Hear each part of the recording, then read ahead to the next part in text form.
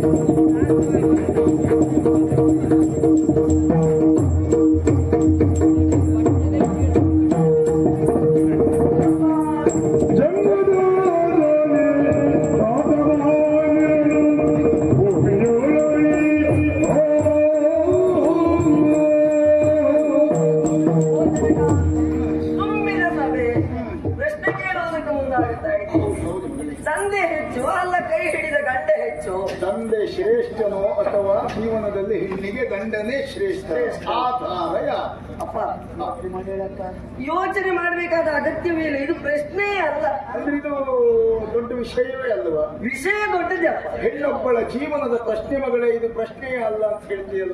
ಪ್ರಶ್ನೆ ನಮ್ಗಷ್ಟು ಕಠಿಣ ಅಲ್ಲ ಅಂತ ಹೇಳುದು. ಅಂದ್ರೆ ನೀನು ಆ ಕುರಿತಾದಂತಹ ಯಾವುದೋ ನಿರ್ಧಾರದಲ್ಲಿದ್ದವು ಅಂದ್ರೆ ನಾನು ತಿಳಿದುಕೊಂಡಿದ್ದೇನೆ. ಅವಳು ಓದಿದ್ದಾಳೆ ಅಪ್ಪಯ್ಯ. ಹೌದಾ? ಓದವರ ಕಾಣುದಿಲ್ಲ ಅಲ್ಲ, ಓದಿದ್ದಾಳೆ ಅಪ್ಪ ಇದೆ ಗುರುಮಠ ಕೇಳಿಸಿ ಜ್ಞಾನ ಉಂಟು ಅಪ್ಪ. ಹಾಗೆ ಅಪ್ಪ, ಪ್ರಶ್ನೆ ಅಲ್ಲ ಅಂತ ಹೇಳಿದ್ದೆ. ಈಗ ತಂದೆ ತಾಯಿಯರ ಬಗ್ಗೆ ನಾವು ಬಹಳಷ್ಟು ಕೇಳಿ ತಿಳಿದವರು ಗುರುಗಳಿಂದ ಅಲ್ಲ, ನಾವು ಬಲ್ಲವರು. ತಂದೆ ಹೆಚ್ಚಪ್ಪ, ತಂದೆ ಹೆಚ್ಚು. ತಂದೆ ಹೆಚ್ಚು ಅಂದ್ರೆ ಇದ್ದದ್ದೇ ಹೆಚ್ಚು ಅಂತ ಹಾಗಲ್ಲ, ಶ್ರೇಷ್ಠ. ಶ್ರೇಷ್ಠ ತಂದೆ ಶ್ರೇಷ್ಠ ಗಂಡನಿಗಿತ್ತು. ಹೀಗೆ ಹೇಳುವುದಕ್ಕೆ ಬೇಕಾದ್ರೆ ಸ್ಪಷ್ಟ ಉದಾಹರಣೆ ಕೊಟ್ಟು ಹೇಳಬಲ್ಲೆ. ಹೌದು ಅಪ್ಪ, ಎಲ್ಲಿಯೋ ಕಾಡಿನಲ್ಲಿ ಬಿದಿರೋಟೆ ಒಂದು ಬಿದ್ದಿರ್ತದೆ. ಆ ಕಾಡಿನಲ್ಲಿಯೇ ಬಿದ್ದದ ಹೋಗ್ಬೇಕಾದ್ರೆ ಅದಕ್ಕೆ ಬೆಲೆ ಬರ್ತದ? ಅದಕ್ಕೆ ಬೆಲೆ ಬರ್ಬೇಕು ಅಂತಾದ್ರೆ ಒಬ್ಬ ಆತ ಬಿದಿರ ತುಂಡನ್ನು ಕೊಡ್ತಾನೆ. ಅದನ್ನ ತಂದು ಒಂದು 6 ರಂಧ್ರವನ್ನಾಗಿಸಿ ಅದನ್ನೊಂದು ಕೊಳಲಾಗಿ ರೂಪಿಸ್ತಾನೆ. ಆ ಕೊಳಲಾಗಿ ರೂಪುಗೊಳ್ಳಬೇಕು ಅಂತಾದ್ರೆ ಅವನೇ ಶ್ರೇಷ್ಠ. ತಂದೆ ಆದವನಿಗಷ್ಟು ಜವಾಬ್ದಾರಿ ಉಂಟು. ಎಲ್ಲೋ ಇದ್ದ ನಮ್ಮನೆ ಈ ಭೂಮಿಗೆ ತಂದವರು ನೀವು ತಂದೆ, ಆದ್ದರಿಂದ ತಂದೆಯೇ ಹೆಚ್ಚ ಶ್ರೇಷ್ಠ ಅಂತ ಹೆಚ್ಚು. ಅಭಿನಯ ಹೀಗೆ ಯಾಕೆ ಮಾಡ್ತೇವೆ? ಗುರುಮಠದಲ್ಲೂ ಹೀಗೆ ಗುರುಗೆ ಯಾವ ಪ್ರಶ್ನೆ ಕೇಳಿ ಕೆಲವು ಬಾರಿ ಏನಾಗ್ತದೆ, ಆಡುವ ಮಾತಿನ ಕುರಿತಾದಂತಹ ಲಕ್ಷ್ಯ ವಹಿಸಿ ನಾವು ಕೇಳ್ತಾ ಇರುವಾಗ ಈ ಶಬ್ದಗಳೆಲ್ಲ ಹೆಚ್ಚು ಕಡಿಮೆ ಆದದ್ದಾದ್ರೆ ಅಪಾರ್ಥಕ್ಕೆ ಎಡೆ ಕೊಡುತ್ತದೆ. ಪದೇ ಪದೇ ತಂದೆ ಹೆಚ್ಚು ತಂದೆ ಹೆಚ್ಚು ತಂದೆ ಹೆಚ್ಚು ಹೇಳ್ತಾ ಇದ್ದೇವೆ. ಮೊನ್ನೆ ಮಾತ್ರ 60 ಮುಗಿದಿದೆ, ನಾವು ಇದ್ದದ್ದೇ ಹೆಚ್ಚು ಅಂತ ಹೇಳ್ತಾಳ. ಹೀಗೆಲ್ಲ ಹಾಗಲ್ಲ ಯೋಚನೆ ಮಾಡ್ಬೇಕು. ನಾವು ಯಾವತ್ತಾದ್ರೂ ಆ ರೀತಿ ಯೋಚನೆ ಮಾಡುವ ಅಪ್ಪ. ಇನ್ನೂ ಒಂದು ಉದಾಹರಣೆ ಕೊಡುವುದ ನಾನು. ಒಂದು ಹೊಲವನ್ನ ಒಬ್ಬ ಕೃಷಿಕ ಫಲವನ್ನು ಊಳಿ ಒಂದು ಬೀಜವನ್ನ ಬಿತ್ತಾನೆ. ಆ ಬೀಜ ಬಿತ್ತಿದ ಬೀಜ ಬೆಳೆದು ಒಂದು ಫಲ ಕೊಡಬೇಕು ಅಂತಾದ್ರೆ ಕೃಷಿಕನೇ ಮೂಲ ಅಲ್ವಾ? ಆದ್ದರಿಂದ ಕೃಷಿಕನಾದವ ಅಪ್ಪ ಶ್ರೇಷ್ಠ. ಶ್ರೇಷ್ಠ ಹೇಳಿ. ಹೌದು ಶ್ರೇಷ್ಠ ಹೇಳಿ. ನನ್ನ ಮಗಳು ಒಂದು ರೀತಿ ಏಕಪಾಠಿ, ಒಂದ್ಸಾರಿ ಹೇಳಿದ್ರೆ ಗೊತ್ತಾಗುತ್ತೆ. ಹೌದು, ಏಕಪಟ್ಟಿ ಅಲ್ಲ, ಏಕಪಾಠಿ. ನಿನ್ನನ್ನು ಆರೋಪಿಸಿಕೊಳ್ತೀನಿ ಅಲ್ರಿ, ನನಗೆ ಅನುಮಾನ ಕಾಣುತ್ತದೆ. ಹಾಗಾದ್ರೆ ನಿನ್ನ ಲೆಕ್ಕದಲ್ಲಿ ತಂದೆಯೇ ಜೀವನಕ್ಕೆ ಆಧಾರ, ಹೆಣ್ಣಿಗೆ ತಂದೆಯೇ ಶ್ರೇಷ್ಠ. ಒಳ್ಳೆ ಮಾತಾಡಿ. ಗಂಡ ಏನು ಅಲ್ಲ ನಮ್ಮ ಲೆಕ್ಕದಲ್ಲಿ ಕೇಳಿದ್ರೆ.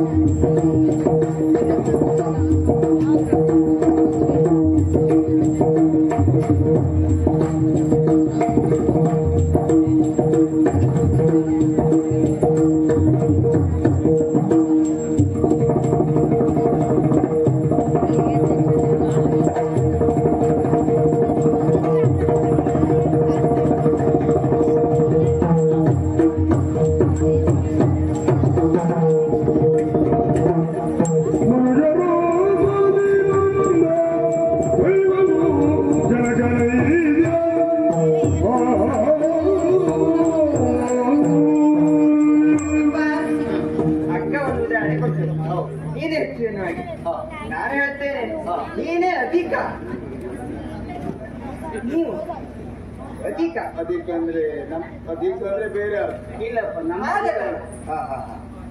ಅಧಿಕ ಹೆಚ್ಚು ಶ್ರೇಷ್ಠ ಶ್ರೇಷ್ಠ ಮಕ್ಕಳು ಎಂಬುದು ಹಾಗೆ ಹೇಳ್ಬೋದಪ್ಪ.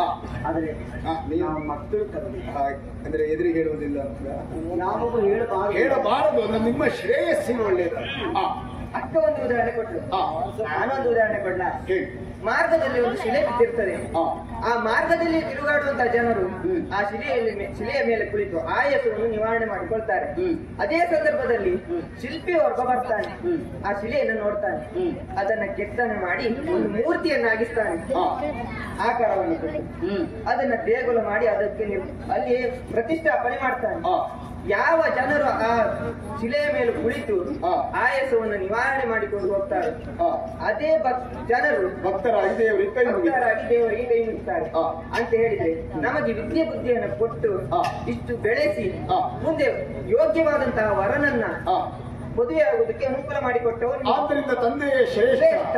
ಶಹಬ್ಬಾಸ್ ಮಗಳೇ, ಒಳ್ಳೆಯ ಮಾತಾಡಿದ್ದಿ, ಸಂತೋಷ ಆಯಿತು. ಒಳ್ಳೆ ರೂಪದ ದೇವರು. ಒಳ್ಳೆ ಮಾತಾಡಿದ್ದೆ, ಒಳ್ಳೆ ಮಾತಾಡಿದ್ದೆ. ನನ್ನ ಬಗ್ಗೆ ಹೇಳಿದೆಯಲ್ಲ, ಸಂತೋಷ ಆಯ್ತು. ನಾನು ಹೇಳಿದ ಅಪ್ಪ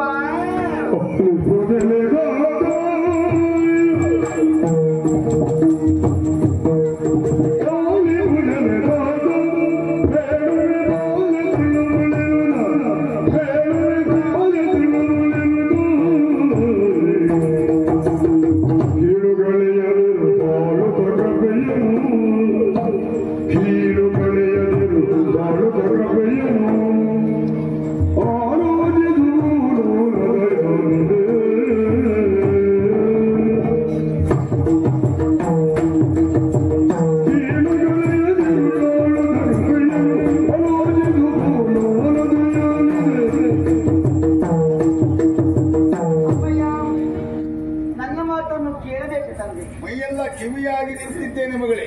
ನಿನಗಿಂತಲೂ ಹಿರಿಯರು ಇಬ್ಬರು ಮಾತಾಡಿದ್ದಾರೆ, ಒಳ್ಳೆ ಮಾತಾಡಿದ್ದಾರೆ. ಶ್ರೇಷ್ಠ ನಾನು ಅಂದ್ರೆ ತಂದೆಯೇ ಶ್ರೇಷ್ಠ ಎನ್ನುವುದನ್ನು ಒಪ್ಕೊಂಡಿದ್ದಾರೆ. ಅವರಿಬ್ಬರು ಮಾತಾಡುವ ಕಾಲಕ್ಕೆ ಇಡೀ ಸಭೆಯ ತಲೆ ತೂಗ್ತಾ ಇದ್ದಾರೆ. ಚೆನ್ನಾಗಿ ಮಾತಾಡಿದ್ರು ಮಕ್ಕಳು ಅಂತ.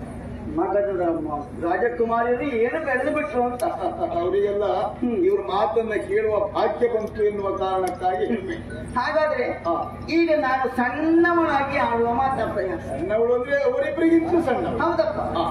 ಜನಕ ಬಾಳೆ ಸಣ್ಣವಳು ಎಂಬ ಕಾರಣಕ್ಕಾಗಿ ನನ್ನ ಮಾತನ್ನು ತಾವು ಯಾವುದೇ ಕಾರಣಕ್ಕೂ ತಿರಸ್ಕರಿಸಬಾರದು, ಕೇಡುಗಳೆಯಬಾರದು. ಯಾವತ್ತೂ ಇಲ್ಲ. ಮೂವರಿಗೂ ಸಮಾನವಾದಂತ ಅವಕಾಶ, ಸಮಾನವಾದಂತ ಪ್ರೀತಿ.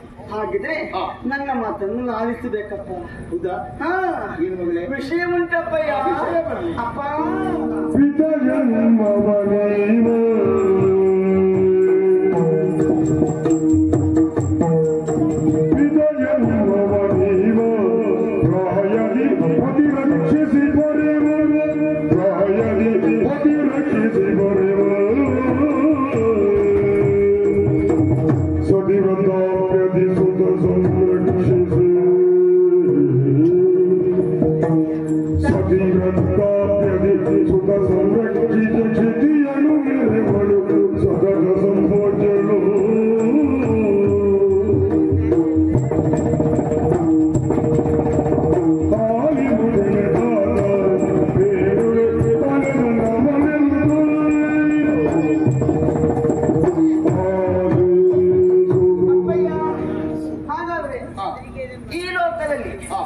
ಎಲ್ಲರಿಗೂ ಅವಸ್ಥಾತ್ರಯಗಳು ಪ್ರಧಾನವಾಗಿರ್ತದೆ. ನಿಜ. ಬಾಲ್ಯ, ಯೌವನ, ವೃದ್ಧಾಪ್ಯ. ಹಾಗಾದ್ರೆ ಹೆಣ್ಣಿಗೂ ವಿಶೇಷವಾಗಿ ಈ ಅವಸ್ಥಾತ್ರಯಗಳಲ್ಲಿ ಹೆಣ್ಣೊಬ್ಬಳು ಮತ್ತೊಬ್ಬರ ಆಧೀನದಲ್ಲೇ ಇರಬೇಕಾದವಳು ತಾನೆ. ಬಾಲ್ಯದಲ್ಲಿ ತಂದೆಯ ಆಧೀನ, ಯೌವನದಲ್ಲಿ ಪತಿಯ ಆಧೀನ, ನಿಜ. ವಯಸ್ಸಾದ ಬಳಿಕ ಯೋಗ ಇದ್ರೆ ಮಕ್ಕಳ ಆಧೀನ. ಹಾಗಾದ್ರೆ ಈ ಮೂರು ಅವಸ್ಥೆಯಲ್ಲಿ ಹೆಣ್ಣೊಬ್ಬಳು ವ್ಯವಸ್ಥಿತವಾಗಿ ಬದುಕುವುದು ಎಲ್ಲಿ? ಅದನ್ನು ಯೋಚನೆ ಮಾಡಬೇಕಪ್ಪಯ್ಯ. ಹೆಣ್ಣೊಬ್ಬಳು ಬದುಕನ್ನು ಸಾರ್ಥಕಪಡಿಸಿಕೊಳ್ಳುವುದು ತಂದೆಗೆ ಮಗಳಾದಾಗಲ್ಲ, ಅಣ್ಣನಿಗೆ ತಂಗಿಯಾದಾಗಲೂ ಅಲ್ಲ, ಅಕ್ಕಂದರಿಗೆ ತಂಗಿಯಾದಾಗಲೂ ಅಲ್ಲ.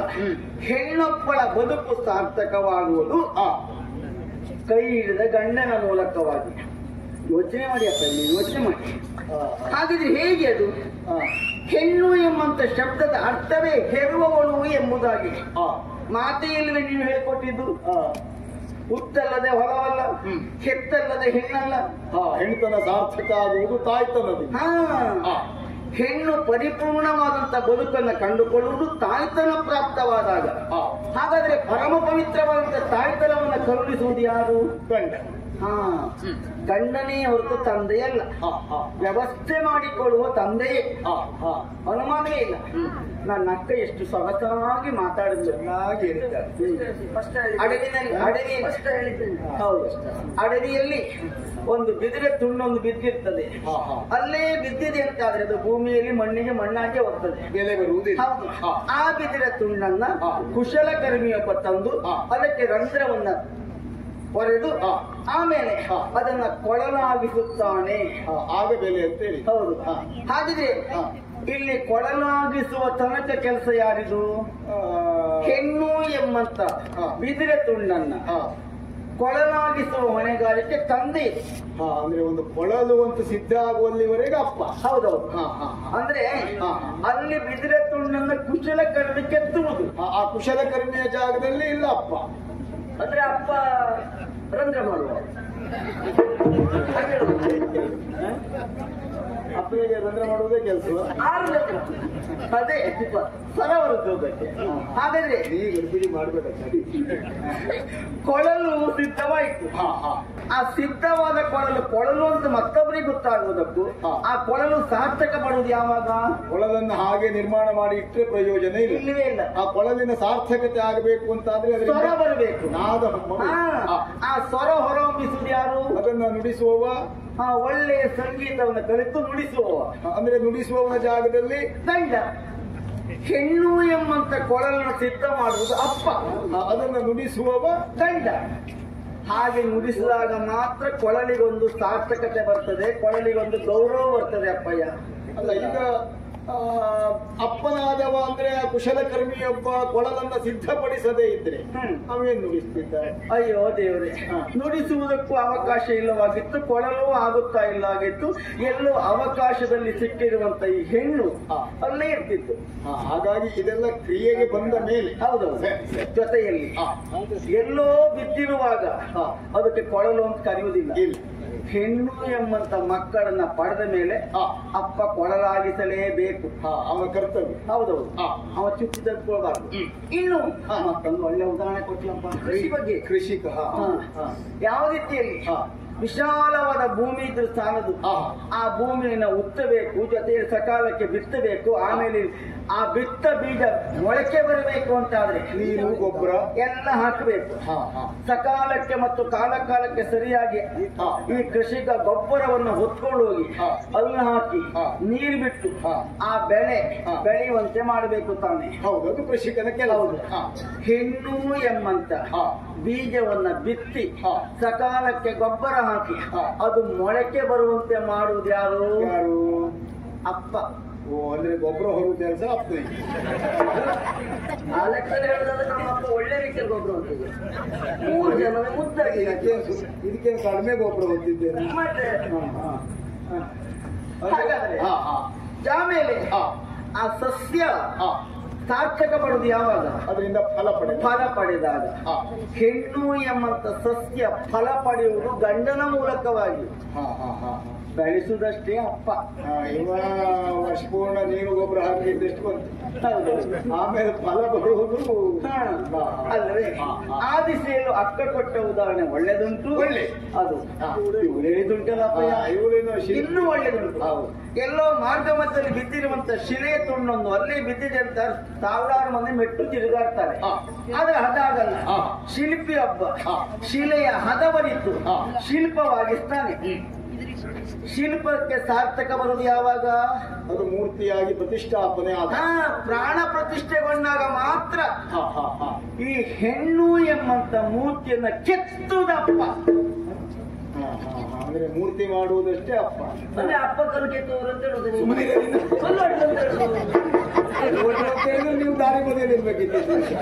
ಹಾಗೆ ಹೇಳುದು ಕೆತ್ತುದಪ್ಪ. ಅಪ್ಪಯ್ಯ ಕಲಾವಿದ್ದೆ. ನಾವು ಜೋಪಡಿ ಒಳಗಡೆ ನೀನು ಅಪ್ಪಯ್ಯ ಕಲಾವಿದ ಅಷ್ಟು ಒಳ್ಳೆ ಕೆತ್ತನೆ ಮಾಡಿದ್ದಾರೆ. ಹೌದು, ಕೆತ್ತಿದಲ್ಲಿ ಆಗುವುದಿಲ್ಲ. ಅದು ಸೌಂದರ್ಯಕ್ಕಾದಿತ್ತು, ಪ್ರದರ್ಶನಕ್ಕಲ್ಲ. ಪ್ರತಿಷ್ಠಾಪನೆಯಾದಾಗ ಅದಕ್ಕೊಂದು ಪರಿಣಾಮ ಸಿಗುತ್ತದೆ. ಮೌಲ್ಯ ಬರುವುದು ಯಾವಾಗ? ಪ್ರತಿಷ್ಠಾಪನೆ ಆಗದ ಪ್ರಾಣ ಪ್ರತಿಷ್ಠೆ ಬಂದಾಗ. ಹೆಣ್ಣು ಎಂಬಂತ ಶಿಲ್ಪಕ್ಕೆ ಪ್ರಾಣ ಪ್ರತಿಷ್ಠೆ ಕೊಡುವ ಗಂಡ. ಆ ಕಾರಣಕ್ಕಾಗಿ ನೀವೇ ಯೋಚನೆ ಮಾಡಿ, ನಿಮಗೆ ಉತ್ತರ ಸಿಕ್ಕೋಯ್ತು ಈಗ. ಅಪ್ಪ ನೀನ್ ಹೇಳ್ತಾ ಬಂದದ್ದು ಉತ್ತರ ಸಿಕ್ತು, ನೋಡೋಣ. ಹಾಗಾಗಿ ಈಗೆಲ್ಲ ಅವಲೋಕನ ದೃಷ್ಟಿಯಿಂದ ಹೆಣ್ಣು ಎಂಬುದು ಒಂದು ಪರಿಪೂರ್ಣತೆ ಕಾಣುವುದು ಯಾವಾಗ?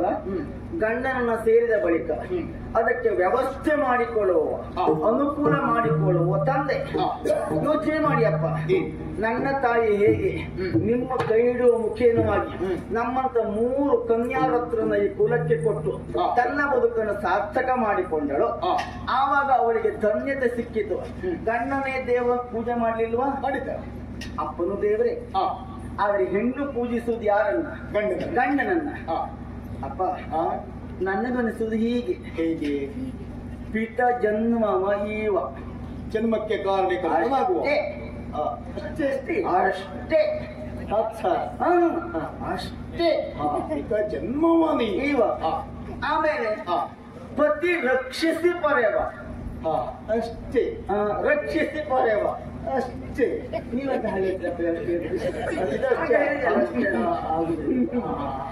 ಆಮೇಲೆ ಸುತ್ತ ವೃದ್ಧಾಪ್ಯದಿ ರಕ್ಷಣೆ ಕೊಡುವ. ಅಷ್ಟಷ್ಟೇ. ಈ 3 ಯೋಚನೆ ಮಾಡಿದಾಗ ದೊಡ್ಡ ಸ್ಥಾನ ಯಾರಿಗಪ್ಪ? ನಿನ್ನ ಲೆಕ್ಕದಲ್ಲಿ ಯಾರಿಗೆ? ಗಂಡನಿಗೆ. ಅಂದ್ರೆ ಈಗ ನಿನ್ನ ಲೆಕ್ಕದಲ್ಲಿ ಹೆಣ್ಣೊಬ್ಬಳ ಜೀವನಕ್ಕೆ ಆಧಾರ ಯಾರು ಕೇಳಿದ್ರೆ ಕೈ ಹಿಡಿಯುವಂತಹ. ಅಪ್ಪಯ್ಯ, ನನ್ನ ಅಕ್ಕ ಮಾತಾಡೋದೆಲ್ಲ ಹೀಗೆ ಮಾಡ್ತಾ ಇದ್ರು. ಹೌದು ಅಂತ ಹೇಳ್ತಾ ಈಗ ನೋಡಿ ಹೀಗೆ ಮಾಡ್ತಾ ಇದ್ರು. ಯಾಕೆ ಕೇಳ? ಅವರಾದ್ರೂ ಎಷ್ಟೊತ್ತು ಅಂತ ಕೇಳ್ತಾ ಕೂತ್ಕೊಂಡಿರ್ತಾರೆ ಪಾಪ. ಅವರಿದ್ದು ಒಂದು ಶರೀರ ಅಲ್ವಾ? ಅವ್ರ ಅಭಿನಯ ಇವಳಿಗೆ ಅರ್ಥ ಆಗಲಿಲ್ಲ. ನಿನಗೆ ಅರ್ಥ ಆಗುತ್ತೆ. ಆಯ್ತು, ಹೋಗು ಅಂತ ಹೇಳುದು. ಮುಗಿಯುದಿಲ್ಲ, ಹೋಗು ಅಂತ ಹೇಳುದು. ನಿಮಗೆ ಏನ್ ಅರ್ಥ ಆಯ್ತಪ್ಪ? ನನಗೆ ಅರ್ಥ ಆದದ್ದು ಹಾಗಲ್ಲ. ನನ್ನ ಹಿರಿಯ ಹೆಣ್ಮಕ್ಕಳಿಬ್ರು ಮಾತಾಡುವಾಗ ಸರಿಯಾದಂತೆ ಹೇಳಿದ್ದಾರೆ. ನೀನು ಮಾತಾಡುವಾಗ ಪೂರ್ಣ ಸರಿಯಾಗಲಿಲ್ವೋ ಅಂತ. ಇಲ್ಲಪ್ಪ, ಅವರಿಬ್ಬರು ಮಾತಾಡುವಾಗ ಇವ್ರು ಕಲ್ತಿದ್ದಿಷ್ಟು ಹೇಗೆ ಯೋಚನೆ ಮಾಡಿ ಅವ್ರಿಗೆ ಹೀಗಾಗಿದ್ದಾರೆ. ತೂಕಡಿಕೆ ಬಂದಿದ್ದು ನೀವು ಮಾಡುವಾಗ ಈಗ ಮಾತಾಡಿಬಿಟ್ರು ಅಂತ. ಈಗ ಎಚ್ಚರ ಆಯ್ತು. ಏನ್ ಮಾತಾಡಿದ್ರು ಮಗಳೇ?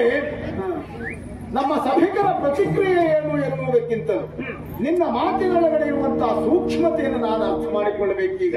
ಈ ಪ್ರಪಂಚದ ಒಂದು ನಿರ್ಧಾರಕ್ಕೆ ಬರಬೇಕು ಅಂತ ಆದ್ರೆ ನಮ್ಮ ದೃಷ್ಟಿಗೆ ತಕ್ಕ ಸೃಷ್ಟಿ. ನಾವೇನನ್ನ ಕಾಣುತ್ತೇವೋ, ಏನನ್ನ ಕಲ್ಪಿಸಿಕೊಳ್ಳುತ್ತೇವೋ, ಕೆಲವು ಬಾರಿ ಅದುವೇ ಸತ್ಯವಾಗುವುದಕ್ಕೆ ಸಾಧ್ಯ. ಅಕ್ಕಂದಿರುಭಯರು ತಂದೆಯ ಶ್ರೇಷ್ಠತೆಯನ್ನ ಉದಾಹರಣೆಯ ಸಮೇತವಾಗಿ ವಿವರಿಸಿದಾಗಲೂ ನೀನು ಪತಿಯೇ ಶ್ರೇಷ್ಠ ಎನ್ನುವುದನ್ನು ನಿರೂಪಿಸುವುದಕ್ಕೆ ಪ್ರಯತ್ನಿಸ್ತಾ ಇದ್ದೀಯ. ಏನಿದು ಕೇವಲ ನಿನ್ನ ನಿರ್ಧಾರ ಅಷ್ಟೇಯೋ, ಅದಕ್ಕೇನಾದ್ರೂ ಆಧಾರ ಎನ್ನುವುದಿದೆಯೋ? ಅಪ್ಪಯ್ಯ, ನಿಮ್ಮ ಮಗಳಾಗಿ ಆಧಾರದಿಂದ ಮಾತಾಡ್ತೇನೆ. ಏನಾದ್ರು ಹೇಳೋ?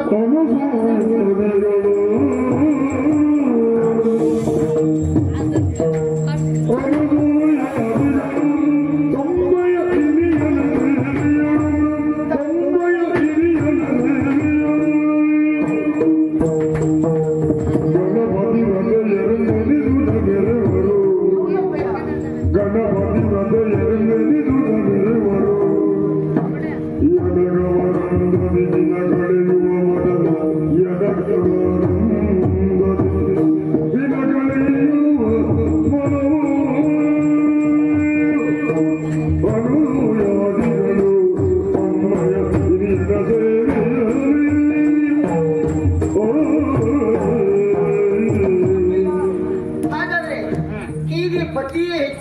ಎಂಬುದಾಗಿ ಭಾವಿಸಿ ಬದುಕನ್ನು ಕಳೆದವರಿದ್ದಾರೆ, ಇದ್ದಾರೆ. ಜೊತೆಯಲ್ಲಿ ಸಾರ್ಥಕತೆಯನ್ನು ಕಂಡವರು ಇದ್ದಾರೆ. ಏನಿದ್ರು ಇದ್ದಾರಪ್ಪ. ಯಾರಿದ್ದಾರೆ? ಅಪ್ಪಯ್ಯ, ಆ, ಅನಸೂಯೆ ಕೇಳಿಲ್ಲ ಅಪ್ಪಯ್ಯ. ಬೇರೆ ಊರ್ನ ಹಾಳು ಮಾಡಿ ಹೋದವಳೆ ಅವಳು. ಸುಮ್ಮನೆ ಅಪ್ಪಯ್ಯ, ನನಗೆ ಅವಳನ್ನು ಕಂಡ್ರೆ ಬಹಳ ಪ್ರೀತಿ. ನಿನಗೆ ಪ್ರೀತಿ ಹೌದು. ನೀವು ಬರ್ತೀವಿ ಅವಳ ಮೇಲೆ ಸಿಟ್ ಮಾಡು. ಸಿಕ್ಕಲ್ಲ. ಆ ಅನುಸೂಯ ಸುದ್ದಿ ಹೇಳಬೇಡ ಅಪ್ಪಯ್ಯ, ಆ, ನಮ್ಮನೆ ಅಡಿಗೆ ಅನಸೂಯೆ ಅಲ್ಲ ಅಪ್ಪಯ್ಯ. ಅವಳೆ ಬಿಟ್ಟು ಹೋಗ್ತಲ್ಲ. ಅವಳ ವಿಷಯ ಅಲ್ಲ, ನನಗೆ ಗೊತ್ತಾಯ್ತು. ಹಾ, ನಿಮ್ಗೆ ಇನ್ನೂ ಸಿಟ್ಟು ಹೋಗ್ಲಿಲ್ಲ ಅಂತ. ಇಷ್ಟೊಂದು ಅಷ್ಟು ಮಾಡಿದ್ದಾಳು ಅವಳು. ನನಗೆ ಗೊತ್ತಾಗಿದೆ ಅಪ್ಪ. ಎಷ್ಟು ಬಾರಿ ನಾನು ಹೇಳಿದೆ ಅನುಕೂಲ ಆಗಿರು ನೀನು, ಬೇಡ ಅಂತ. ಅವಳು ಕೇಳಿಲ್ಲ ಅಪ್ಪ. ನೀನ್ ಹೇಳುವುದೇನು? ನನ್ನ ಮಾತೇ ಕೇಳಲಿಲ್ಲ. ನಮ್ಮ ಮನೆಯ ಕೆಲಸದಿಂದ ಬಿಟ್ಟು ಹೋದ ಅನಸೂಯ ಬಗ್ಗೆ ನಾನು ಹೇಳುದಲ್ಲ ಅಪ್ಪಯ್ಯ, ಪುರಾಣದ ಅನಸೂಯೆ. ಅತ್ರಿ ಮಹರ್ಷಿಗಳ ಹೆಂಡತಿ ಅನಸೂಯ ದೇವಿ. ಅನಸೂಯಾದೇವಿ. ಹೌದು. ಆ. ಹಾಗಾದ್ರೆ ಅತ್ರಿ ಮಹಾಮುನಿಗಳ ಹೆಂಡತಿಯಾಗಿ ತನ್ನ ಬದುಕನ್ನು ಸಾರ್ಥಕ ಪಥದಲ್ಲಿ ಸಾಗಿಸಿಕೊಳ್ಳುತ್ತಿರುವ ಕಾಲಕ್ಕೆ ತ್ರಿಮೂರ್ತಿಗಳು ಇವರನ್ನ ಪರೀಕ್ಷೆ ಮಾಡಬೇಕು ಅಂತ ಬಂದ್ರಂತೆ. ಮನೆಗೆ ಬಂದ ಅತಿಥಿಗಳು ತಾನೆ ನಮಗೆ ಉಣಬಡಿಸಬೇಕು ಅಂತ ಕೇಳಿಕೊಂಡ್ರಂತೆ. ಆದೀತು ಅಂತ ಹೇಳಿದ್ರಂತೆ. ಆದ್ರೆ ಒಂದು ನಿಬಂಧನೆ ಅಂತ ತ್ರಿಮೂರ್ತಿಗಳು ಹೇಳಿದ್ರಂತೆ, ನಮ್ಮ ಮೂವರಿಗೂ ನೀನು ಉಣಬಡಿಸ್ತೀಯ ಅಂತಾದ್ರೆ ನೀನು ಬೆತ್ತಲೆಯಾಗಿ ಉಣಬಡಿಸಬೇಕು ಅಂತ ಕೇಳಿದ್ರಂತೆ. ಮನೆಗೆ ಬಂದ ಅತಿಥಿ ಆಗುದಿಲ್ಲ ಅಂತ ಹೇಳಲಿಕ್ಕಿಲ್ಲ, ದೋಷ. ಹೌದು. ಏನು ಮಾಡುದು, ಗಂಡ ಬೇರೆ ಇಲ್ಲ. ಹೀಗೆ ಯೋಚನೆ ಮಾಡಿ ಅಂದ್ಬಿಟ್ಲಂತೆ. ಒಪ್ಪಿದ್ದ? ಬೆತ್ತಲೆಯಾಗಿ ಬಡಿಸುದು ಅನಸೂಯವಳು ಗೊತ್ತಾಯ್ತು. ಆಮೇಲೆ ಗಂಡನ ಕಮಂಡೋದಕದ ಸಿಂಪಡಿಸಿ ಆ ಮೂರು ತ್ರಿಮೂರ್ತಿಗಳನ್ನ ಹಸು ಕಂದರನ್ನಾಗಿಸಿದಳಂತೆ, ಶಿಶುಗಳು. ಹೌದು. ಆಮೇಲೆ ಬೆತ್ತಲೆಯಾಗಿ ಮೂವರಿಗೂ ಉಣಬಡಿಸಿದಂತೆ. ಶಿಶುಗಳಿಗೆ ಏನು ಗೊತ್ತಾಗ? ಹೌದು.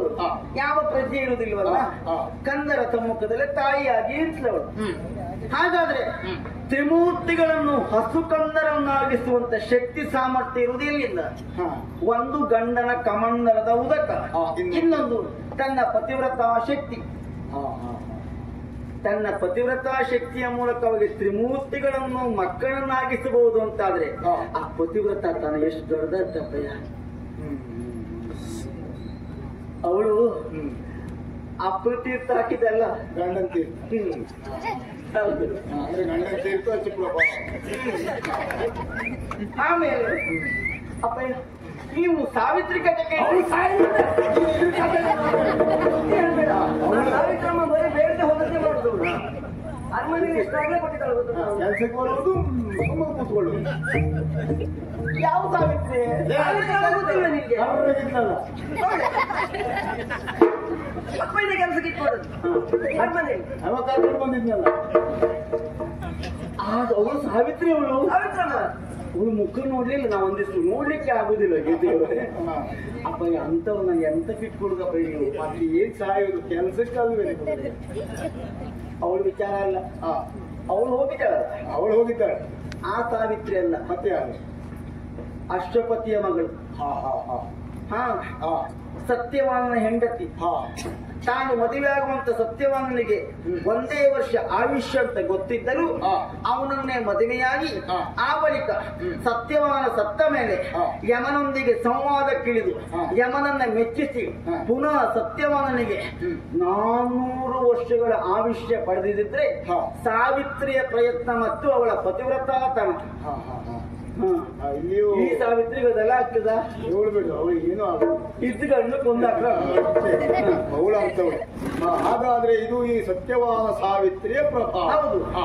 ಇಲ್ಲಿ ಪತಿವ್ರತಾತನ ಮೂಲಕವಾಗಿ ಯಮನನ್ನೇ ಮೆಚ್ಚಿಸಿಕೊಂಡಿದ್ದಾಳೆ ಅವಳು. ಸರಿ ಸರಿ ಸರಿ ಅಪ್ಪ. ಆಮೇಲೆ ಸುಮತಿ ವಿಚಾರ ನಿಮ್ಗೆ ಗೊತ್ತಿದ್ರೆ ಅಪ್ಪ? ಬಹುಶಃ ಇದು ಪುರಾಣದ್ದೇ ಇರ್ಬೇಕಲ್ಲ. ಅರಮನೆಯಲ್ಲಿ ಯಾರಿಲ್ಲ, ಹಾಗಾಗಿ ಕೇಳುದು. ತನ್ನ ಗಂಡ ಸಾವು ಬದುಕಿನ ಮಧ್ಯದಲ್ಲಿ ಹೋರಾಡುತ್ತಿರುವ ಕಾಲಕ್ಕೆ ಅವನಿಗೆ ಮೊದಲೇ ಇದ್ದಂತ ವಾಂಚೆ ವೇಶ್ಯೆಯ ಸಂಘ ಅದು ಗೊತ್ತಿದ್ದರೂ ಗಂಡನ ಇಷ್ಟಕ್ಕನುಗುಣವಾಗಿ ವೇಶ್ಯೆಯ ಸಂಘಕ್ಕೆ ಅನುಕೂಲ ಮಾಡಿಕೊಡಬೇಕು ಅಂತ ತಾನೇ ಹೊತ್ತುಕೊಂಡು ಹೋಗ್ತಾ ಇದ್ದಂತೆ ಗಂಡನನ್ನ. ಆವಾಗ ಅಲ್ಲೇ ಮಾರ್ಗ ಮಧ್ಯದಲ್ಲಿ ತಪಸ್ಸನ್ನು ಆಚರಿಸುವಂತ ಋಷಿಯೊಬ್ಬರಿಗೆ ಈ ಗಂಡನ ಪಾದ ಸ್ಪರ್ಶವಾಯ್ತಂತೆ. ಕ್ರುದ್ಧಗೊಂಡಂತ ಋಷಿ ಶಾಪ ಕೊಟ್ಟಂತೆ, ನಾಳೆ ಸೂರ್ಯೋದಯಕ್ಕೆ ಸರಿಯಾಗಿ ಇವನ ತಲೆ 1000 ಹೋಳಾಗಲಿ ಅಂತ ಅದು ಸುಮತಿ ಗೊತ್ತಾಯ್ತು. ಎಲ್ಲಿಯಾದ್ರೂ ಸೂರ್ಯೋದಯ ಆಯಿತು ಅಂತಾರೆ ಗಂಡನ ತಲೆ 1000 ಹೋಳಾಗ್ತದೆ, ತನ್ನ ಮುತ್ತೈದೆ ತನವು ದೂರವಾಗ್ತದೆ ಎಂಬ ಕಾರಣಕ್ಕಾಗಿ ಉದಿಸಬೇಕಾದ ಸೂರ್ಯನ ಚಲನವನ್ನು ಬದಲಾಯಿಸಿ ಬಿಟ್ಲಂತೆ. ನೋಡಿ, ಸೂರ್ಯ ಹುಟ್ಟಲಿಲ್ಲ ಅವರಿಗೆ. ಸೂರ್ಯ ಹುಟ್ಟದೇ ಇದ್ದ ಬಳಿಕ ಗಂಡ ಸಾಯುವುದು ಹೇಗೆ? ತನ್ನ ಪತಿವ್ರತಾ ಶಕ್ತಿಯ ಮೂಲಕವಾಗಿ ಸೂರ್ಯ ಚಂದ್ರನ ಗತಿಯನ್ನ ಬದಲಾಯಿಸುವುದಕ್ಕೆ ಹೆಣ್ಣೊಬ್ಬಳಿಗೆ ಸಾಧ್ಯ ಉಂಟು ಅಂತಾದ್ರೆ ಅದು ಗಂಡಿಗೆ ಸಾಧ್ಯ ಉಂಟಾ? ಸಾಧ್ಯ ಇಲ್ಲ. ಹೆಣ್ಣೊಬ್ಬಳಿಗೆ ಮಾತ್ರ ಸಾಧ್ಯ. ಹೇಗೆ ಸಾಧ್ಯ? ಹೇಗೆ? ಪತಿವ್ರತಾ ಶಕ್ತಿ. ಪತಿವ್ರತಾ ಶಕ್ತಿ ಬರುವುದೆಲ್ಲಿಂದ? ಅಪ್ಪನಿಗೆ ಮಕ್ಕಳ ಕೂತ್ಕೊಂಡ್ರೆ ಆಗೋದಿಲ್ಲ, ಗಂಡನಿಗೆ ಹೆಂಡತಿಯಾದಾಗ. ಹಾಗಾಗಿ ಅಪ್ಪ ನನಗೆ ಅವರಂದದಿ ದಿನ ಕಳೆಯುವ ಮನ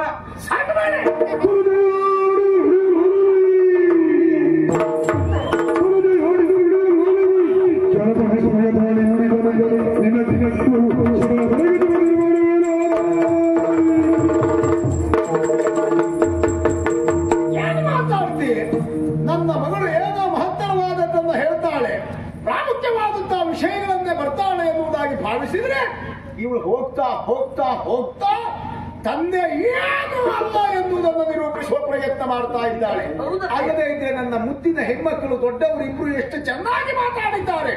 ಉದಾಹರಣೆಗಳ ಸಮೇತವಾಗಿ ತಂದೆಯ ಶ್ರೇಷ್ಠತೆಯನ್ನ, ತಂದೆಯ ಶ್ರೇಷ್ಠತೆಯನ್ನ ಪ್ರಚುರಪಡಿಸಿದ್ದಾರೆ, ಆಧಾರ ಸಹಿತವಾಗಿ ವಿವರಿಸಿದ್ದಾರೆ. ನಾನು ಅವನು ಕೊಟ್ಟ ಆಧಾರ ಕೊಟ್ಟಿದ್ದ. ನಿನ್ನ ಆಧಾರ ಬಿಡು, ಅದಲ್ಲ.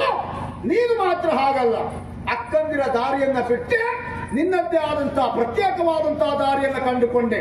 ಮಾತ್ರ ಅಲ್ಲ, ಈ ಪ್ರಪಂಚದಲ್ಲಿ ಹೆಣ್ಣೊಬ್ಬಳಿಗೆ ಗಂಡನೇ ಶ್ರೇಷ್ಠ ಎನ್ನುವುದನ್ನು ನಿರೂಪಿಸುವುದಕ್ಕೆ ಮುಂದಾಗ್ತಾ ಇದ್ದೀಯ. ಅನಸೂಯಾದಿಗಳು ಅವರಂದದಿ ದಿನ ಕಳೆಯುವ ಮನ ಎನ್ನುವುದಾಗಿ ಆಡ್ತಾ ಇದೆಯಲ್ಲ. ಏ ಗುಣ, ನಮ್ಮ ಬದುಕು 4 ಜನ ನೆನಪಿಟ್ಕೊಳ್ಬೇಕು ಅಂತ ಆದ್ರೆ ಏನು ತೊಂದರೆ ಇಲ್ಲ. ಅಪ್ಪನ ಮಕ್ಕಳಾಗಿದ್ದವರು ಏನು ನೆನಪು ಹೋಗುವ ಕೆಲಸ ಮಾಡಲಿಲ್ಲ.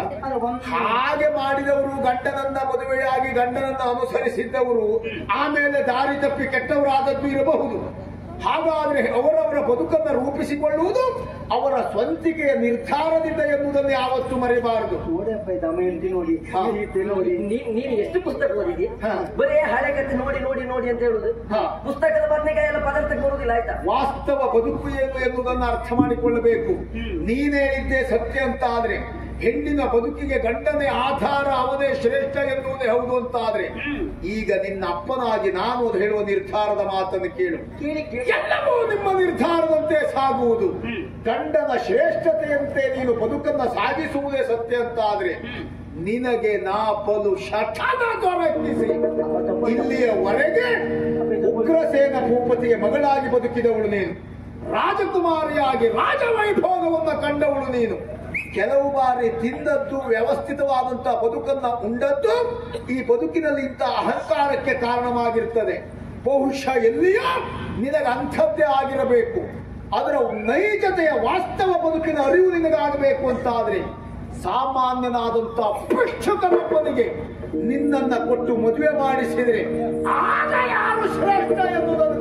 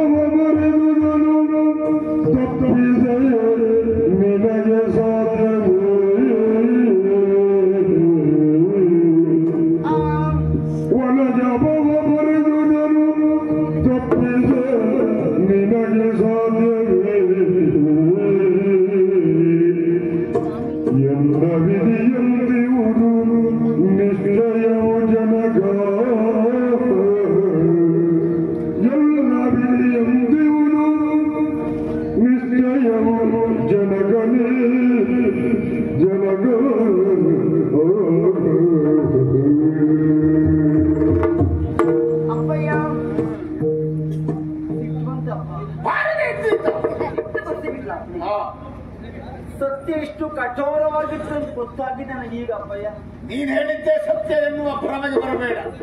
ನಾನು ಹೇಳಿದ್ದಲ್ಲ ಜನಕ. ಏನು ಎಷ್ಟು ಬೇಗ ಬದಲಾಗಿ ಹೋಯ್ತು ವಾತಾವರಣ ಅಲ್ಲದೆ. ಆಗದೆ ಉಳಿದೀತ ಕಾರಣ ನೀನದಕ್ಕೆ. ಅಕ್ಕ ಮಾತಾಡುವಾಗ ಹೀಗ್ ಮಾಡ್ತಾ ಇದ್ದವರು, ನಾನು ಮಾತಾಡುವಾಗ ಹೀಗ್ ಮಾಡ್ತಾ ಇದ್ದವರು, ನೀವು ಮಾತಾಡುವಾಗ ಮೌನವಾಗಿ ಬಿಟ್ರಪ್ಪಯ್ಯ. ಯಾಕೆಂದ್ರೆ ಅರಸನ ನನಗೆ ಗೊತ್ತಾಯ್ತು, ನನ್ನ ಮಾತೆ ಶಾಸನ. ಯಾಕೆ ಅರಸರಿ ಹೀಗಾಯ್ತು ಅಂತ ಅವರಿಗೂ ಆಶ್ಚರ್ಯವಾಗಿ ಹೋಯ್ತು. ನಿನ್ನ ಮಾತು ಎನ್ನುವುದು ಅವರಿಗೂ ಗೊತ್ತಾಗಿದೆ. ಅಪ್ಪ ಏನು ನಾವ್ ತಿಳ್ಕೊಂಡಿದ್ದು ತಪ್ಪಾಯ್ತಪ್ಪಯ್ಯ. ಹಾಗಾದ್ರೆ ಅಪ್ಪನೇ ಶ್ರೇಷ್ಠ ಅಂತ ಒಪ್ತೀಯಾ? ಗಂಡನೇ ಶ್ರೇಷ್ಠ ಮತ್ತೆ ತಪ್ಪಾದದ್ದು ಅಂತ ಹೇಳಿದ್ದೆ.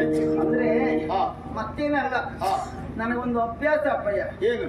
ನನ್ನ ಅಕ್ಕಂದಿರಿಗಿರುವ ಅಭ್ಯಾಸ ನನಗಿಲ್ಲ. ಅದೇ ತೊಂದರೆ ಆದ. ನನ್ನ ಅಕ್ಕಂದಿರಿಗೆಲ್ಲ ಯಾವ ಅಭ್ಯಾಸ ಗೊತ್ತುಂಟ? ಯಾವುದು? ಮುಖಕ್ಕೆ ತಕ್ಕ ಮಾತಾಡುದು. ಸುಮ್ಮನೆ ಮುಖಕ್ಕೆ ತಕ್ಕ ಹೇಳುದು ಬೇಡ ಅಂತ ಹೇಳಿದ್ದೇವೆ ನಾವು.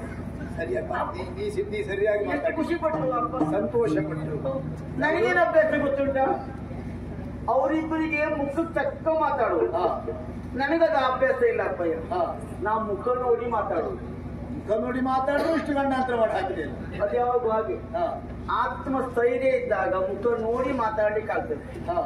ಅದಿಲ್ಲದೆ ಇದ್ದಾಗ ಬದುಕುವ ದಾರಿ ಮುಖ ತಕ್ಕ ಮಾತಾಡೋದು. ಏನಿಲ್ಲ, ಚೆನ್ನಾಗಿ ಹೇಳಬೇಕಾದದ್ದನ್ನು ಅವರು ಹೇಳಿದ್ದಾರೆ. ಏನ್ ಮಾಡ್ತೀರಿ? ಶಟನನ್ನ ಮದುವೆ ಮದುವೆ ಮಾಡಿಸ್ತೇನೆ. ಏನಪ್ಪಯ್ಯ ಇದು? ಏನು? ಒಳ್ಳೆಯ ಮಳ್ಳಿಗೆ ಬಳ್ಳಿಯನ್ನ ಮಾಮದಕ್ಕೆ ಹಬ್ಬಿಸಬೇಕೇ ವಿನ ಕಾಸರಕ್ಕಳ ಮರಕ್ಕೆ ಅಲ್ಲವೇ ಅಲ್ಲಪ್ಪಯ್ಯ. ಹಾಗೆ ಕಾಸರಕ್ಕಳ ಮರಕ್ಕೆ ಹಬ್ಬಿಸ್ತಾನೆ ಅಂತಾದ್ರೆ ಅವನಿಗೆ ಏನಿರ್ತಾರೆ? ಮೂರ್ಖ ಅಂತ ಹೇಳುದು.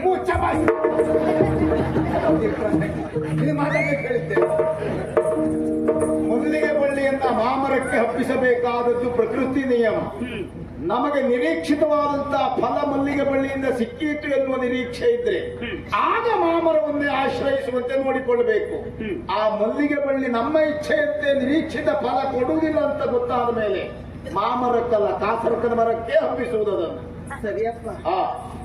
ರಾಜಕುಮಾರಿಯಾದ ನಾವು ನನ್ನನ್ನ ಒಬ್ಬ ಶಟನಿಗೆ ತಾವು ಮದುವೆ ಮಾಡಿ ಕೊಡ್ತೀನಿ ಅಂತಾದ್ರೆ ಕೊಡ್ತೇನೆ. ನಾಳೆ ಮಂದಿ ಎಲ್ಲ ಏನು ಆಡಿಕೊಳ್ತಾರೆ ಗೊತ್ತುಂಟ? ಏನ್ ಹೇಳ್ತಾರೆ? 60 ಮಹಾರಾಜರಿಗೆ ಅವರಿಗೊಂದು ರೀತಿ ಅರಮರಲು ಬಂತು. ಈಗೇನು ಸೂಚಿಸುವುದೇ ಇಲ್ಲ ಬಹುಶಃ. ಅಲ್ಲ, ಮಹಾರಾಜರ ತಲೆಗೆ ತೊಂದಿರುವುದೇನೋ ಕೇಳ್ತಾರೆ ಅಪ್ಪ. ಅಂದ್ರೆ ನಿನಗಿದಷ್ಟನ್ನ ನೇರವಾಗಿ ಹೇಳುವುದಕ್ಕೆ ಸಾಧ್ಯ ಇಲ್ಲದೆ ಇದ್ದದ್ರಿಂದ ನೀನು ಯಾರದ್ದೋ ಉದಾಹರಣೆ ಕೊಡಬೇಕಾದದ್ದಿಲ್ಲ. ಹಾಗೊಮ್ಮೆ ನನ್ನ 60ರ ಕುರಿತಾಗಿ ಜನ ಮಾತಾಡ್ತಾರೆ ಅಂತ ಆದ್ರೆ ಅವ್ರಿಗೆ ಉತ್ತರ ಹೇಗೆ ಕೊಡಬೇಕು ಎಂದು ನನಗೆ ಗೊತ್ತುಂಟು. ಇಷ್ಟನ್ನ ಮಾಡುವ ನನಗೆ ಅದಷ್ಟನ್ನು ಮಾಡ್ಲಿಕ್ಕೆ ಗೊತ್ತಿರುವುದಿಲ್ಲ. ಅಯ್ಯೋ, ಗೊತ್ತಿರ್ತದೆ. ಬಲವಂತಕ್ಕಿಂದ ಬಾಯಿ ಮುಚ್ಚಿಸುವುದು ಬೇರೆ, ಅವರಾಗೆ ಗೌರವದಿಂದ ಬಾಯಿ ಮುಚ್ಚಿಸುವುದು ಬೇರೆ. ಇಷ್ಟು ವರ್ಷ ನಿಮ್ಮ ಕಂಡಾಗ ಗೌರವದಿಂದ ಬಾಯಿ ಮುಚ್ತಾ ಇದ್ರು, ಮುಂದೆಯೂ ಹಾಗೆ ಇರ್ತದೆ. ಏನು ನೀನೊಬ್ಬಳು ಗಂಡ ಶ್ರೇಷ್ಠ ಎಂಬಲ್ಲಿಗೆ ಪ್ರಪಂಚವೇ ಬದಲಾಗಿ ಹೋಗುವುದಿಲ್ಲ. ಪ್ರಪಂಚ ಬದಲಾಗುದಿಲ್ಲ ಅಪ್ಪಯ್ಯ, ನೀವು ಬದಲಾಗಬಾರ್ದು. ಖಂಡಿತ ಬದಲಾಗಿದ್ದೇನೆ, ಆಗ್ತೇನೆ. ಈ ಲೋಕದಲ್ಲಿ ಹಣೆ ಬರ ಒಂದಿರ್ತದೆ, ಅದನ್ನ ಮೀರುವುದಕ್ಕೆ ಯಾರಿಂದಲೂ ಆಗುದಿಲ್ಲ ಅಪ್ಪ. ಹೆಂಡತಿಯನ್ನ ಕಳ್ಕೊಳ್ಳಬೇಕಾದ ಹಣೆ ಬರ ನಿಮ್ಮದು, ಅದು ನನ್ನ ದುರದೃಷ್ಟ ಬಿಡು. ಹಾಗಾಗಿ ಕಳ್ಕೊಂಡ್ರಿ. ನೀವು ಹುಟ್ಟಿದ ಕೆಟ್ಟ ಗಳಿಗೆಯೂ ಇರ್ಬೋದು. ಈ ಕೆಲವು ಬಾರಿ ಇಚ್ಛಾ ಪ್ರಾರಬ್ಧ ಪರೇಚ್ಛಾ ಪ್ರಾರಬ್ಧ ಅಂತ ಇರ್ತದೆ. ಹುಟ್ಟುವ ಮಕ್ಕಳಿಂದ ನಮ್ ಗ್ರಾಚಾರಕ್ಕೆ ಇಡುವುದು ಇರ್ತದೆ. ಕೊನೆ ಹುಟ್ಟಿದವಳು ನೀನು ಆಗ್ಲೇ ಹೆಂಡತಿ ಸತ್ತೋಗಿದ್ದಾಳೆ, ಅದು ಗ್ರಾಚಾರವೇ ಆದದ್ದಾದ್ರೆ. ಆದ್ರೂ ಹಣೆ ಬರ ಹೌದಲ್ಲ? ಹಣೆ ಬರ ಹೌದು, ಅದು ಯಾರಿಂದ ಎನ್ನುವುದು ಮುಖ್ಯ. ಅದೇ ರೀತಿಯಾಗಿ ನಿಮ್ಮಿಂದಾಗಿ ನನ್ನ ಹಣೆ ಬರದಂತೆ ಹೀಗಾಗಬೇಕು ಅಂತಿದ್ರೆ ತಪ್ಪಿಸುದಕ್ಕೆ ನೀನ್ ಯಾರು? ನಾನು ಯಾರು ಅನ್ನೋದನ್ನು ಮಾಡಿ ತೋರಿಸ್ತೇನೆ. ಯಾಕೆಂದ್ರೆ ನನ್ನ ಹಣೆಯಲ್ಲಿ ಬ್ರಹ್ಮ ಶಟನನ್ನೇ ಮದುವೆ ಆಗುವಂತ ಭಾಗ್ಯವನ್ನ ಕರುಣಿಸಿದಂತ ಅಂದ್ರೆ ಎಂತ ಭಾಗ್ಯ!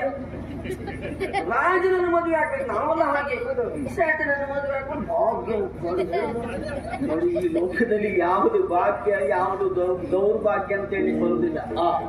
ಅಪ್ಪನಿಗೆ ಶಟನಿಗೆ ದಾರೆ ಎಳೆದು ಕೊಡುವಂತ ದೌರ್ಭಾಗ್ಯ, ನನಗೆ ಶಟರನ್ನ ಮದುವೆಯಾಗುವಂತ ಭಾಗ್ಯ. ನಾವೆಲ್ಲ ಸ್ವೀಕರಿಸುವುದುಂಟೆ. ಅಲ್ಲ, ನೀನು ಅವನನ್ನು ಮದುವೆ ಆದ್ರೆ ನಾವು ಎಂತ ಕರೆಯುವುದು ಅವರಿಗೆ? ಅಪ್ಪನ ಕೇಳ್ಕೊಳ್ಳಿ, ಆಮೇಲೆ ಹೇಳ್ಕೊಡ್ತೇನೆ. ನೀವು ಮಾತು ಕಡಿಮೆ ಮಾಡಿ. ನನ್ನ ಹಣೆ ಬರ ಹಾಗಿದ್ರೆ ತಪ್ಪಿಸುವುದಕ್ಕೆ ನೀವೇ ಆದು ಅಥವಾ ಬದಲಾಯಿಸುವುದಕ್ಕೆ ನಾನೇ ಆದು ಹೇಳಿ. ಯಾರ ಯಾರ ಹಣೆಯಲ್ಲಿ ಬ್ರಹ್ಮ ಹೇಗೆ ಬರೆದಿರ್ತಾನೋ ಹಾಗೆಯೇ ಆಗಬೇಕಪ್ಪಯ್ಯ. ಇದು ನನ್ನ ತಿಳುವಳಿಕೆ. ಇದು ಬೇರೆ ಉಂಟಪ್ಪ?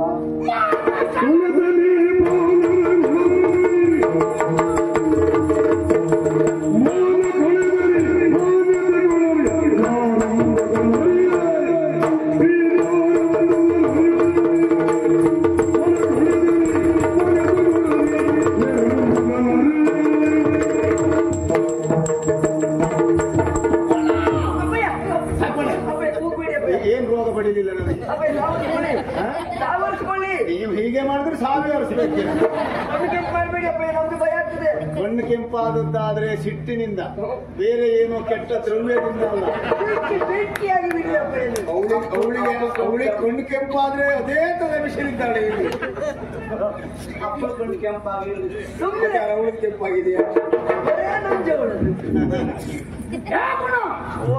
ತುಂಬಿರುವಂತಹ ಸಭೆಯಲ್ಲಿ ಅರಸನಾದಂತಹ ನನ್ನನ್ನ ತಂದೆ ಎನ್ನುವ ಗೌರವ, ಅಭಿಮಾನ, ಪ್ರೀತಿ ಯಾವುದೂ ಇಲ್ಲದೆ ನೀನು ಮಾನ ಕಳೆದೆ, ಮಾನ್ಯತೆಯನ್ನ ಕೊಡದೆ ಗಂಡನೇ ಶ್ರೇಷ್ಠ ಎನ್ನುವುದಾಗಿ ತುಂಬಿರುವಂತಹ ಸಭೆಯಲ್ಲಿ ನಾನು ತಲೆ ತಗ್ಗಿಸುವ ಹಾಗೆ ಮಾಡಿದೆ.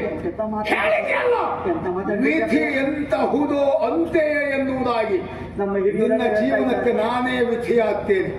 ನಿನ್ನ ಹಣೆ ಬರಹವನ್ನ ನಾನೇ ಬದಲಾಯಿಸ್ತೇನೆ.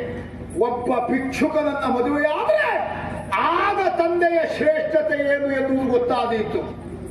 ಅಪ್ಪ, ಏನು ನಿನಗೆ ಭಿಕ್ಷುಕನಿಗೆ ಮಾವನಾಗುವಂತ ಭಾಗ್ಯವನ್ನ ಬ್ರಹ್ಮ ಕೊಟ್ಟ ಮೇಲೆ ತಪ್ಪಿಸಲಿಕ್ಕೆ ಏನು ತೊಂದರೆ ಇಲ್ಲ.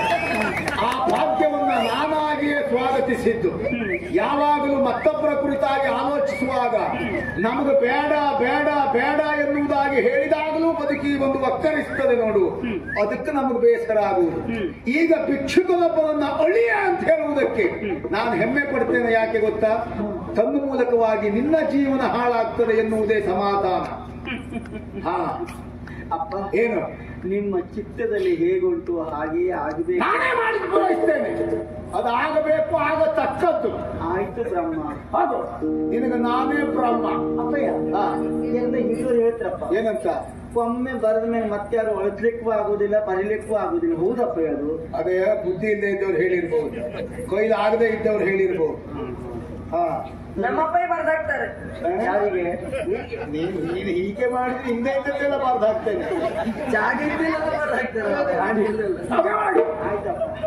ಅಪ್ಪ, ಆರೋಗ್ಯ ನೋಡ್ಕೊಳ್ಳಿ ಅಪ್ಪಯ್ಯ. ನನ್ನ ಆರೋಗ್ಯದ ಬಗ್ಗೆ ತಲೆ ಬಿಸಿಬೇಡ, ನಿನ್ನ ಭವಿಷ್ಯ ನೋಡ್ಕೋ.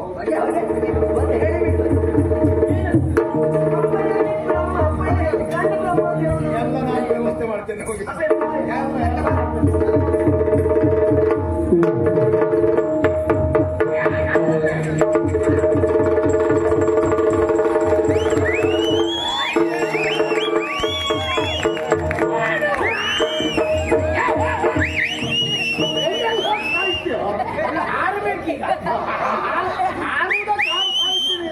ಕೊನೆಗಿಲ್ಲ ಅನುಭವಿಸು, ನಾವು ಹಿಡ್ಕೊಳ್ತಿರ್ಬೇಕು. ಹೋಗು ಎಂದಾಕ್ಷಣ ಹೋಗ್ತಾ ಇದೆಯಲ್ಲ, ಎಲ್ಲಿಗೆ ಹೋಗ್ತೆ? ಕೇಳುವುದಿಲ್ಲ. ಯಾಕೆ ಕೇಳುವುದಿಲ್ಲ? ಕೇಳಿದ್ರು ನೋಡಿ, ಅದು ಅಧಿಕ ಪ್ರಸಂಗ ಅಲ್ವಾ? ಕೇಳದೆ ಇದ್ರೆ ನೀನು ಅಧಿಕ ಪ್ರಸಂಗಿ ಅಲ್ಲ ಅಂತ ಆಗ್ತೀಯ. ನಾ ಈಗಿದ್ದಾಗ ಆಗಿದ್ದೆ ಹಾಗೆ. ಈಗ ಎಂತದ್ದು? ಈಗೀಗೆಲ್ಲ ಹಾಗೆ ಇತ್ತು. ಈಗ ಸ್ವಲ್ಪ ಕಡಿಮೆ ಆಗಿದೆ. ಅಲ್ಲ, ನಂಗೆ ಮೋಸ ಆಯ್ತೇನು ಕೇಳಿ. ಏನು? ಯಾರಲ್ಲಿ ಕೇಳಿ ಓಡುವನ್ನ? ನೀನೇ ಬರ್ಬೇಕಿತ್ತು. ನಾನು ಮಾಡಿಲ್ಲ, ನೀವು ಓಡು ಓಡು ಅಂದ್ರೆ. ನಿನ್ನ ಅಪ್ಪ ಓಡು ಓಡು ಅದೇ ಓಡು ಅಂದ್ರೆ ಅಲ್ಲಿ ಈಗ ನಾ ತಡ ಮಾಡಲಿಲ್ಲ. ಓಡ್ಲಿಕ್ಕೆ ಮುಂದೆ ರಾಜ ನಾವು ಯಾವತ್ತೂ ಪ್ರಶ್ನೆ ಮಾಡುವ ಮಾಡಿದವಲ್ಲ. ಸಂಬಳ ಕೊಡೋದು ನೀವು. ಮನುಷ್ಯತೆಗೆ ಮತ್ತೊಂದು ಹೆಸರೇ ಈಗ ನೀನು ಹೋಗಬೇಕಾದದ್ದು ಬೇರೆ ಎಲ್ಲಿಗೂ ಅಲ್ಲ. ನಮ್ಮ ನಾಡನ್ನ ಓಣಿ ಓಣಿಯನ್ನ ಬೀದಿ ಬೇದಿಯನ್ನ ಸುತ್ತಬೇಕು. ನಾ ಮೊದಲೆಲ್ಲ ಅದೇ ಮಾಡ್ಕೊಂಡಿದ್ದೆ. ಅದನ್ನೇ ಮಾಡಬೇಕು. ಅಲ್ಲ ಕೆಲ್ಸಕ್ಕೆ ಸೇರು ಮೊದ್ಲು ಓಣಿ ತಿರುಗಿ ನಾ ಅದೇ ಮಾಡ್ಕೊಂಡಿದ್ದೆ ಕೆಲ್ಸ ಇಲ್ಲದೆ. ಇಲ್ಲಿಗೆ ಬಂದ ಮೇಲೆ ಈ ಕೆಲ್ಸ ಸಿಕ್ಕಿದ ಮೇಲೂ ಅದೇ ಮಾಡ್ಬೇಕಾ? ಯಾಕೆ ಕೇಳು, ಏನು ಇನ್ನು ಕೊನೆಯವರೆಗೂ ನೀನು ಇದನ್ನೇ ಮಾಡ್ತಾ ಇರುವುದಲ್ಲ, ಮತ್ತೆ 1-2 ದಿವಸ ಮಾಡಬೇಕಾಗಬಹುದು. ಯಾಕೆ ಒಡೆಯ? ಬಲವಾದ ಕಾರಣ ಉಂಟು. ನಮ್ಮ ನಾಡಿನಲ್ಲಿ ಎಲ್ಲಿ ಭಿಕ್ಷುಕರಿದ್ದಾರೆ, ಎಲ್ಲಿ ಬೇಡುವವರಿದ್ದಾರೆ, ಆ ಬೇಡುವವರ ಬಿಡಾರಕ್ಕೆ ಹೋಗಬೇಕು. ಅವರನ್ನ ಬೇಡುವರು ಬಿಡಾರಕ್ಕೆ ಹೋಗ್ಬೇಕು. ಒಬ್ಬರನ್ನು ಬಿಡದೆ ರೋಗಿಷ್ಠನಾದ ಭಿಕ್ಷುಕ, ಶಾಟ, ಕೈಕಾಲುಗಳು ಸರಿ ಇಲ್ಲದೆ ಇದ್ದವರು ಎಷ್ಟು ಜನ ಇದ್ದಾರೆ ಎಂಬುದನ್ನು ನೋಡಿ ಅವರನ್ನೆಲ್ಲ ಕರ್ಕೊಂಡು ಬರ್ಬೇಕಿದೆ. ವಿಷಯವೇ ಗೊತ್ತಿಲ್ಲ. ಏನು ವಿಷಯ? ಈಗ ನಮ್ಮೂರಲ್ಲಿ ಓಡಿ ತಿರುಗಿ ಭಿಕ್ಷುಕರನ್ನ ನಿಮ್ಗೆ ವಿಷಯ ಗೊತ್ತಿಲ್ಲ ಒಡೆಯ. ನಮ್ಮಲ್ಲಿ ಬೇಡುವ ಅಂದ್ರೆ ನಾನೇ. ನಿಮ್ಮ ಹತ್ರ ಸಂಬಳ ತಗೊಂಡ್ನಲ್ಲ, ನೀವು ಹೆಚ್ಚಾದಷ್ಟು ಸಂಬಳ ಕೊಡ್ತಾ ಇದ್ದೇನೆ ನಿಮಗೆ, ಮತ್ತೆ ಬೇಡ್ತೀಯ? ಹಾಗಲ್ಲ ಒಡೆಯ. ಅದ್ರ ಅರ್ಥ ನಮ್ಮಲ್ಲಿದ್ದವರುಂಟಲ್ಲ, ನಿಮ್ಮ ಆಳ್ವಿಕೆಯಲ್ಲಿ ಬಡವರಿಲ್ಲ, ಬೇಡುವವರಿಲ್ಲ. ಬೇಡುವ ಪರಿಸ್ಥಿತಿ ಆಡಳಿತದಲ್ಲಿ ಇಲ್ಲ. ಬೇಡುವ ಪರಿಸ್ಥಿತಿ ಬಂದ್ರೆ ನೀವು ಮೊದಲು ಇಲ್ಲಿ ಇಳಿಬೇಕು ಕೆಳಗೆ. ನೀವು ಹಾಗಲ್ಲ ಒಡೆಯ. ನಿಮ್ಮ ಕಲಸ್ತಿಕೆ, ಗೌರವ, ನಿಮ್ಮ ಆಳ್ವಿಕೆ, ನಿಮ್ಮ ಯಜಮಾನಿಕೆ, ಆ ಕೂತಲ್ಲೇ ನೀವು ಹೇಳುವ ಚಂದ, ಇಲ್ಲಿ ಪಾಲಿಸುವ ಅಂದ, ಇದೆಲ್ಲ ಇದ್ದಾಗ ನಮ್ಮಲ್ಲಿ ಬೇಡುವವರೇ ಇಲ್ಲ. ಏನು ಮಾಡೋಣ ಹೇಳು? ಏನ ಕೂತಲ್ಲೇ ಹೇಳುವ ಚಂದ ಮತ್ತು ತೋರಿಸ್ತಿದ್ದೆ. 1-2 ಕೆಟ್ಟ ತಲೆ ಬಂದ್ಕೊಂಡು ನಮ್ಗೆ ರಗಳೆ ಆಗಿದೆ ಅಷ್ಟೇ. ಎಂತ ಮಾಡ್ಲಿಕ್ಕೂ ಇಲ್ಲ, ಅನುಭವಿಸುವುದೇ. ಅವ್ರು 1-2 ಇಲ್ಲದೆ ಹೋದ್ರೆ ಮತ್ತುಂಟಲ್ಲ ಗಂಡಂತ್ರ ಒಬ್ಬರೇ ಮಾತಾಡುವುದೇ ಆಗಿತ್ತು. ನೀವು ಒಂದು ಸಮಾಧಾನದೇ ಮತ್ತೊಬ್ಬ ಇದ್ದಾನೆ ಅಂತ. ನಮ್ಮ ನಾಡಿನಲ್ಲಿ ಭಿಕ್ಷುಕರಿಲ್ಲ, ನಮ್ಮ ನಾಡಿನವರಿಗೆ ಅಂತ ಪರಿಸ್ಥಿತಿ ಬರಲಿಲ್ಲ. ಇಲ್ಲ, ಒಂದು ಕೆಲಸ ಮಾಡಿ, ಏನು ನಮ್ಮ ನಾಡಿನವರೇ ಆಗಬೇಕು ಎನ್ನುವ ಆಟವೂ ನಮಗಿಲ್ಲ. ಇಲ್ಲಲ್ಲ, ಎಲ್ಲಿ ಅವರಾದ್ರೂ ತೊಂದರೆ ಇಲ್ಲ. ಆಗಿದ್ರೆ ನೀವು ಸ್ವಲ್ಪ ಆಚೆ ಹೋಗಿ. ಯಾಕೆ ನಮ್ಮ ಗಡಿ ದಾಟಿದ್ರು ಉಂಟಲ್ಲ, ನಮ್ಮ ಪಕ್ಕದ ರಾಜ್ಯ ಅತಿ ಬೇಡುವ ಸ್ಥಿತಿಲಿ ಉಂಟು ಈಗ. ನಮ್ಮ ಪಕ್ಕದ ರಾಜ್ಯ ಅಂದ್ರೆ ನಮ್ದಲ್ಲ, ಅದೇ ಪಕ್ಕದ ರಾಜ್ಯದಲ್ಲಿ ಈಗ ಬಹಳ ಗಂಡಾಂತರ. ನಾ ಬೇಡುವ ಸ್ಥಿತಿಯಲ್ಲಿ ಬಹಳ ಜನ ಇದ್ದಾರೆ. ಹೌದಲ್ಲ? ಅದರಲ್ಲೂ ನಿಮ್ಗೆ ಎಂತ ಆಗ್ಬೇಕು? ನಮಗೆ ಕೈ ಕಾಲುಗಳು ಸರಿ ಇಲ್ಲದ ಶಾಟ, ರೋಗಿಷ್ಟ, ಅಂತವನ್ನ ಯಾರು ಹತ್ರ ಹೋಗ್ಲಿಕ್ಕೆ ಆಗದೆ ಇದ್ದವ, ಅಂಥವರನ್ನು ಕರ್ಕೊಂಡು ಬರ್ಬೇಕು. ಅದಾಗುದೇ ಇಲ್ಲ. ಯಾಕೆ? ಅವ್ರು ತರಬೇಕು ಅಂದ್ರೆ ನಾ ಹತ್ರ ಹೋಗ್ಬೇಕಲ್ಲ. ಯಾರು ಹತ್ತಿರ ಹೋಗಲಿಕ್ಕಾಗದೆ ಇದ್ದವರನ್ನು ಕರ್ಕೊಂಡು ಬರಬೇಕು ಅಂದ್ರೆ ನಾನಲ್ಲ. ನಿನ್ನ ವಿಷಯ ಅದ್ರಲ್ಲಿ ಬರಲೇ ನಾವೊಟ್ಟಿಗೆ ಇದ್ರೊಟ್ಟಿಗೆ ನಿಮ್ಗೆ ಕರ್ಕೊಂಡು ಬರುವಂತಿವರೆಗೆ ಅಲ್ಲ. ಆಮೇಲೆ ಶುದ್ಧ ಮಾಡಿ ಬಿಡ್ತೇವೆ. ಅಲ್ಲ, ಶುದ್ಧ ಹೌದ ಸುಳ್ಳಲ್ಲ. ಅಂತ ಒಂದು ಬೇಡ ತಕ್ಕ ಬಂದು ಯಾಕಿದೆ ನೋಡಿ. ಪ್ರಶ್ನೆ ಮಾಡಬಾರ್ದು. ಇದು ಅಧಿಕ ಪ್ರಸಂಗ. ಈಗ ಅಧಿಕ ಪ್ರಸಂಗ. ನಾ ಮೊದ್ಲಾಗಿರ್ಲಿಲ್ಲ, ಆಗ ನೀವು ನಂಗೆ ಅಧಿಕ ಪ್ರಸಂಗ ಅಂದ್ರೆ ಈಗ ಅದೇ ಈಗ ಮಾಡಬಾರ್ದು ಅಂತ. ಯಾಕೆ ಎನ್ನುವುದು ಮತ್ತೆ ಹಾಗಿದ್ರೆ ಈಗ ಸಲ ಆದಷ್ಟು ಬೇಕು.